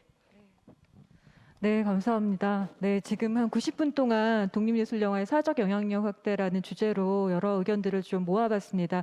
오늘 이 자리가 끝이 아니고 저희가 또 정책 과제를 정리하는 과정에서 또 의견을 또 취합하고 또 의견들을 만들어갈 수 있는 공청회 등 그런 것들을 아마 마련이 될 거라고 생각이 되고요. 오늘 말씀 잘 해주신 여기 앞에 계신 무대에 계신 토론자분들께 큰 박수 한번 부탁드리겠습니다. 네. 그리고 긴 시간 함께 해주신 객석과 또 줌에서 함께 해주셨던 분들께도 감사드리고요. 다음 세션은 영화의 사회적 가치 지표 개발이라는 세 번째 세션으로 이제 진행이 될 예정이고요. 4시 30분에 시작이 될 예정입니다. 그때도 많은 관심 부탁드립니다. 감사합니다.